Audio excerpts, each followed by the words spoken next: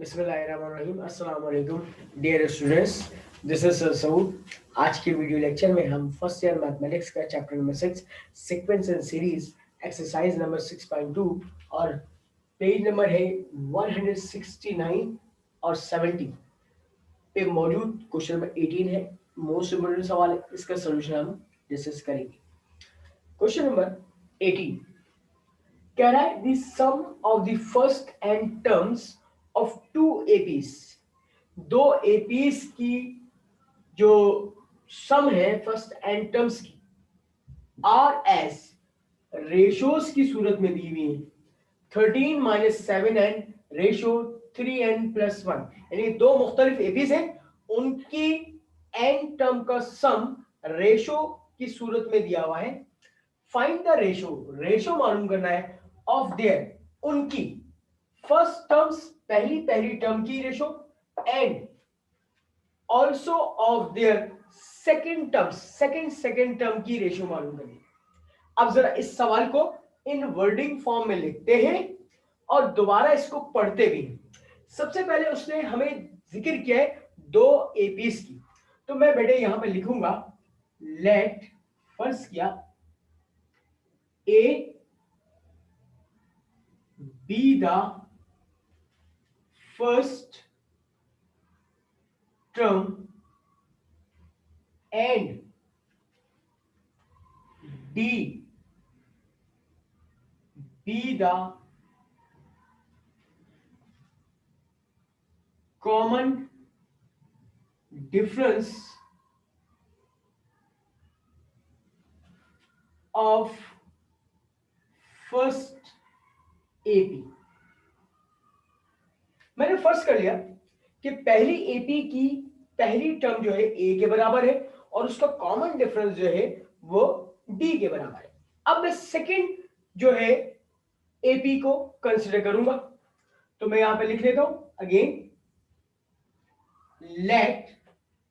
अब डिफरेंस करने के लिए मैं क्या कर रहा हूं, लेट ए डैश कर दे रहा हूं ताकि फर्क वाज़ेह हो जाए। Let a dash be the first term and D dash be the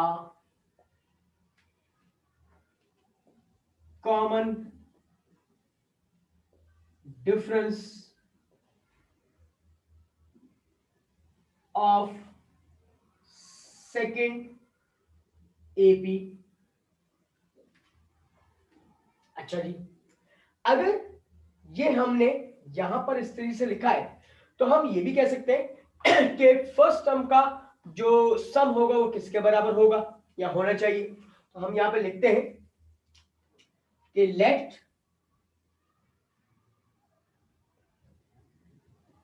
Sn be the sum of n terms of first AP, यानी कि पहली एपी का सम n टर्म्स तक Sn रिप्रेजेंट कर रहा है और जनाब let Sn dash be the sum of n terms of second AP। ये सेकेंड एपी को शो कर रहा है। ये तो आपने थोड़ा सा इन वर्डिंग फॉर्म डिफरेंस एग्जामिनर को बता दिया। अब हम यहां से रेशो से स्टार्ट करेंगे, सम की रेशो से और टर्म की रेशो पे सवाल को खत्म करेंगे। तो अब तक जितना मैंने लिखा है आप इसको नोट डाउन कर लीजिए स्टूडेंट्स। इसके बाद में जो है आगे का सॉल्यूशन सॉल्व करूंगा। अब इसके साथ ही आप यहां पे ये काम कर सकते हैं कि अकॉर्डिंग टू गिवन कंडीशन सवाल में दिया जा रहा है Sn divide by Sn dash, ratio दी हुई है सम की कितनी है 13 माइनस 7n ओवर 3n+1। अब हम यहां से अपना सॉल्यूशन बाकायदा स्टार्ट करते हैं। तो मैं इस सवाल को रिमूव कर रहा हूं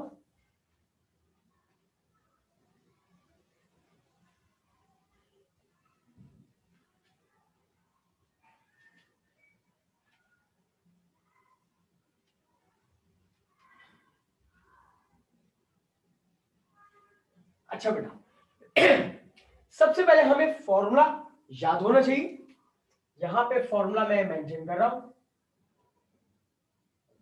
Sn क्या होता है, n/2 2a plus n-1 d होता है।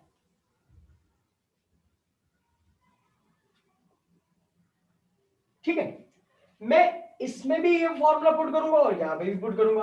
अब देखो कैसे भाई, सबसे पहले n/2 2a plus n-1 into D divide by, ये Sn डैश क्या हो जाएगा, n/2 2a डैश हो जाएगा plus n-1 into D dash. फिर सेकेंड वाली को हमने उसकी पहली टर्म को a डैश कहा था और सेकेंड के हवाले से जो कॉमन डिफरेंस था डी डैश कहा था, is equal to 13 minus 7n over 3n plus 1। देखिए बेटा, n/2 से n/2 कैंसिल हो गया, तो क्या बचा 2a plus n-1 into d divided by 2a dash plus n-1 into D dash is equal to 13 minus 7n over 3n plus 1। अब मजीद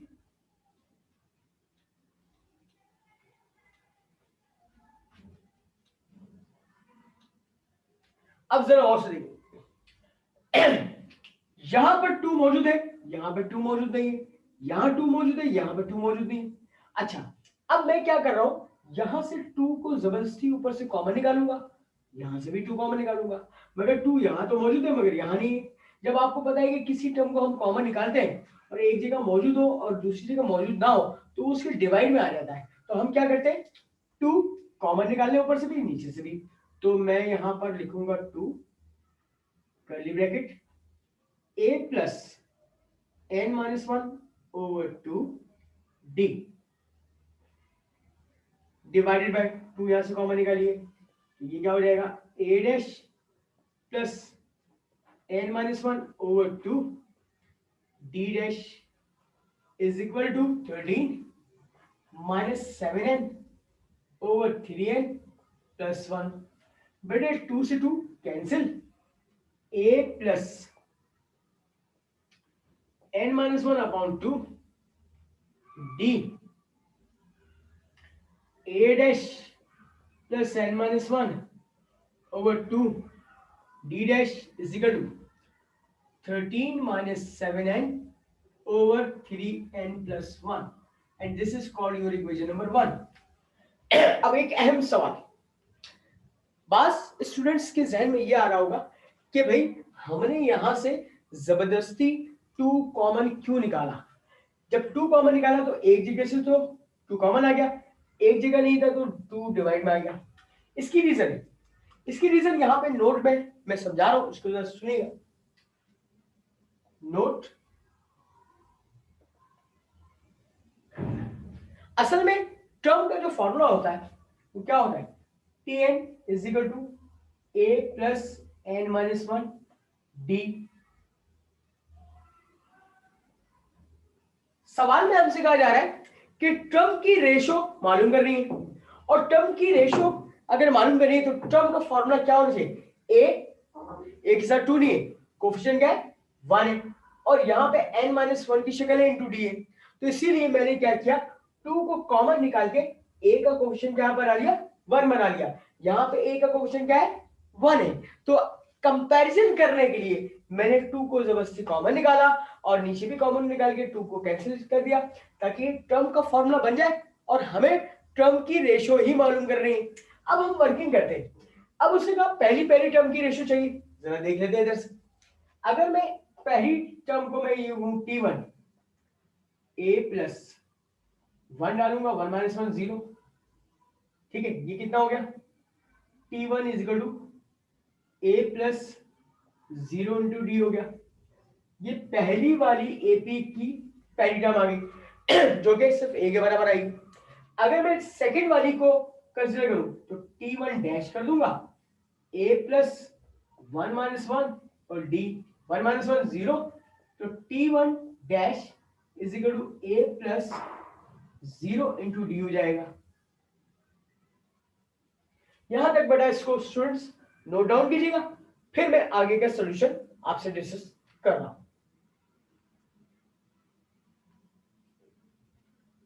अब देखिए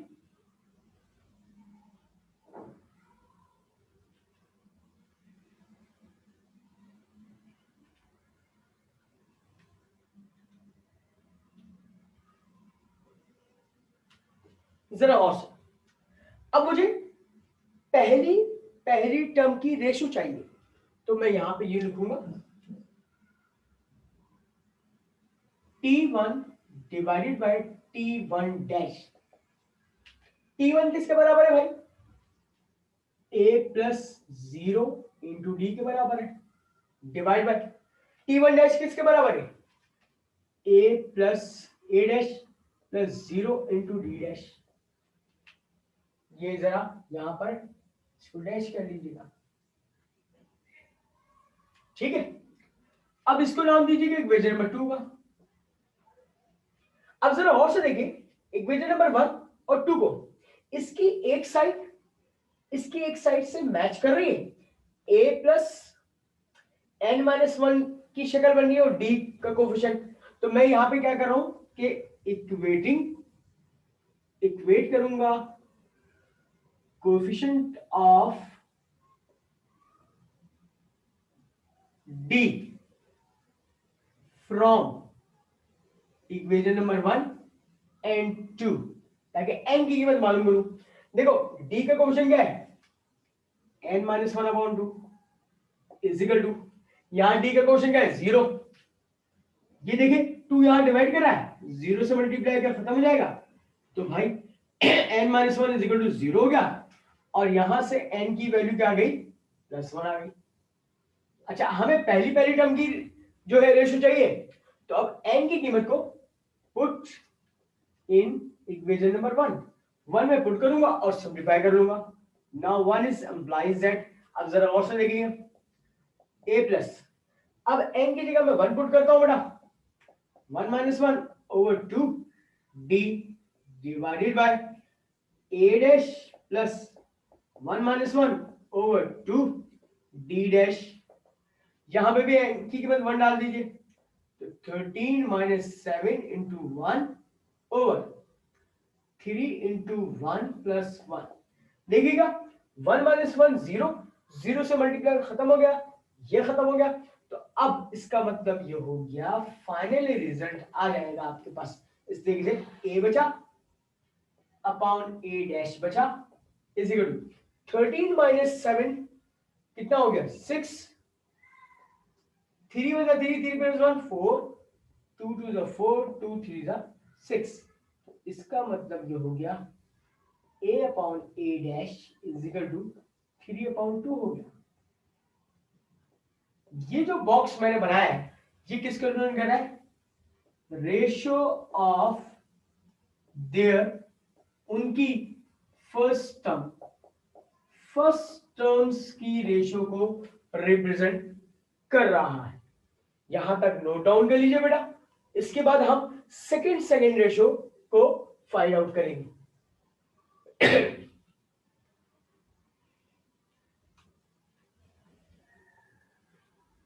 अच्छा भाई, अब इसके बाद अगर सेकंड रेशियो चाहिए तो इसी फॉर्मूले को इस्तेमाल करना पड़ेगा।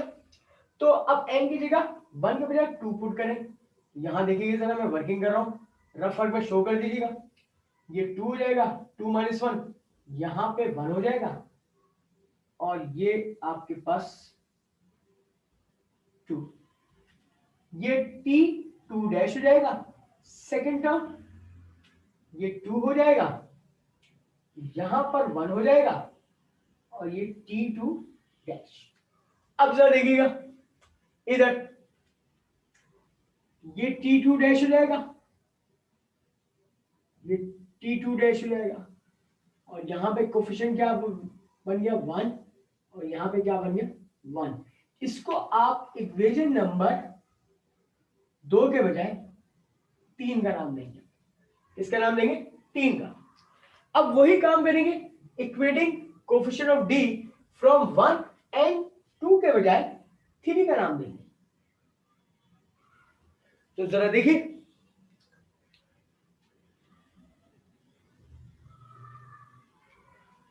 यहां पर देखिए 1 में डी का क्वेश्चन n-1/2 है, ये लिखा, और यहां पर क्या है 1 है, तो यहां पे मैं 1 लिख देता हूं।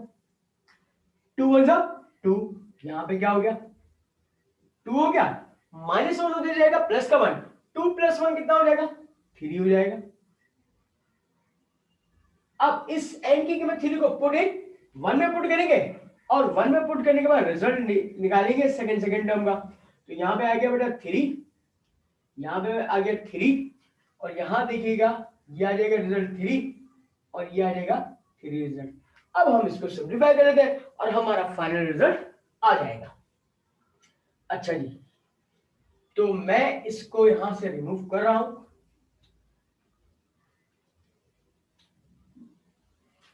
देखिएगा हम ये काम करते हैं, 3 - 1 2, 2 डिवाइड बाई 2 1 हो जाएगा। इसका मतलब ये हो गया, ऊपर वाला रिजल्ट कैलकुलेट करने के बाद a प्लस डी ओवर ये क्या हो जाएगा a dash plus d dash हो जाएगा। 13 -7 × 21 और 3 × 9 + 1। जरा देखिएगा, a plus D over a dash plus d dash, 13 - 21 तो माइनस का 8 हो जाएगा, और 10 2 5 10 2 4 8, तो a plus D a dash plus d dash बराबर हो जाएगा -4/5। ये आपके पास, अब आप जनरल फॉर्म याद करिएगा एपी की, उसमें सेकंड टर्म क्या होती है a plus D second term होती है, a dash plus d dash second term, -4/5। यहां पे लिखेंगे ratio of their second terms. ये आपका फाइनल आंसर हो जाएगा। अब आप इसको नोट डाउन कर लीजिए बेटा, और इसके साथ ही हम आज का वीडियो लेक्चर खत्म करते हैं। इंशाअल्लाह ताला नए वीडियो लेक्चर में नए सवाल के साथ हाजिर होंगे। जब तक के लिए अल्लाह हाफ़िज़।